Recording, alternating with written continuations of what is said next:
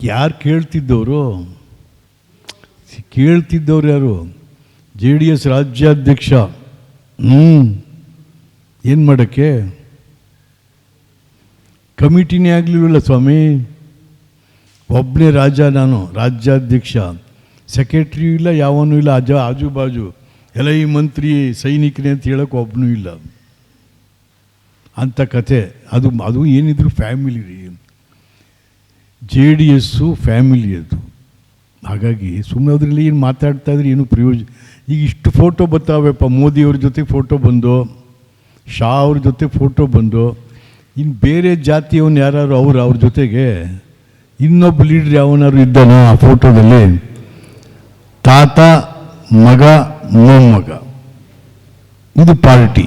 ಏನು ಮಾಡ್ತೀರಾ? ಅಷ್ಟೇ. ಅದಾಯಿತು. ನಾನು ಹೇಳ್ತೀನಲ್ಲ, ಸ್ವಾಮೀಜಿಗಳಾಗಲಿ, ಸಂತರಾಗಲಿ, ರಾಜಕಾರಣಿಗಳಾಗಲಿ, ಯಾರು ನೋಡೋರು ಇದನ್ನ? ಯಾರು ಓದಿದ್ದಾರೆ ಸ್ವಾಮಿಗಳು? ಸ್ವಾಮಿಗಳೇನು ಓದಿಲ್ಲ ಇದನ್ನ, ಅಥವಾ ಯಾವ ರಾಜಕಾರಣಿಗಳ ಕೈಗೂ ಸಿಕ್ಕಿಲ್ಲ ಇದು. ಸುಮ್ಮನೆ ಅಲ್ಲಿ ಲೀಕ್ ಆಗಿದೆ, ಇಲ್ಲಿ ಲೀಕ್ ಆಗಿದೆ ಅಂತ, ಅವೆಲ್ಲ ಸುಮ್ಮನೆ ಬರೀ ಸುಳ್ಳು.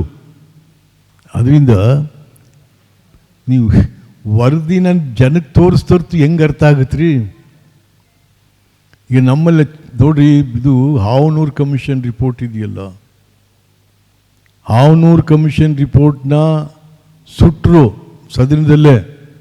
ಭೀಮಣ್ಣ ಕಂಡ್ರೆ ಹರಿದಾಕಿದ್ರು, ಕತ್ತೆ ಮೇಲೆ ಅದನ್ನ ಇಟ್ಟು ಮೆರವಣಿಗೆ ಮಾಡಿದ್ರು. ಬಟ್ ಜನ ಅದನ್ನು ಆನೆ ಮೇಲಿಟ್ಟು ಮೆರವಣಿಗೆ ಮಾಡಿದ್ರು. ದೇವರಾಜರಸು ಜಗ್ಲಿಲ್ಲ, ಜಾರಿ ಮಾಡಿದ್ರಪ್ಪ. ಹಾವನೂರು ಕಮಿಷನ್ ರಿಪೋರ್ಟ್ ಒಂದೇನೆ ವಿಧಾನಸೌಧಕ್ಕೆ ಎಂಟ್ರಿ ಆಗಿದ್ದು. ಚಿನ್ನಪ್ಪರೆಡ್ಡಿ ಟೇಬಲ್ ಮಾಡೋಕ್ಕೆ ಆಗಲಿಲ್ಲ, ವೆಂಕಟಸ್ವಾಮಿ ವರದಿ ಟೇಬಲ್ ಮಾಡಲಿಕ್ಕೆ ಆಗಲಿಲ್ಲ. ಅಷ್ಟೊಂದು ಗಲಾಟೆಗಳಾದವು ದೇವೇಗೌಡರ ನಾಯಕತ್ವದಲ್ಲಿ. ಬಟ್ ಆದರೆ ಹಾವನೂರು ಕಮಿಷನ್ ರಿಪೋರ್ಟ್ ಇವತ್ತು ಇಡೀ ದೇಶದಲ್ಲಿ ದ ಬೆಸ್ಟ್ ರಿಪೋರ್ಟ್.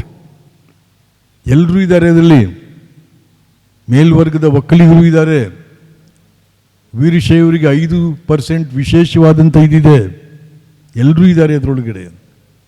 ಹಾಗಾಗಿ ಇವತ್ತಿನ ದಿವಸ ಅದನ್ನು ಯಾವ ಸ್ವಾಮಿಗಳು ಓದೋರಪ್ಪ?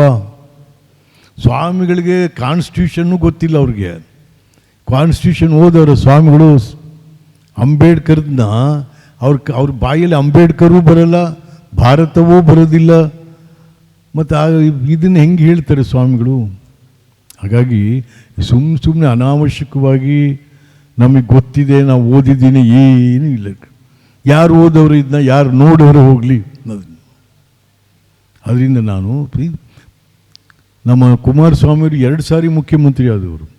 ಅರೆ ನೀವು ಮುಖ್ಯಮಂತ್ರಿ ಇದ್ದಾಗ ಹೋಗಿ ತರಿಸಿ ನೋಡುವ್ರಿ.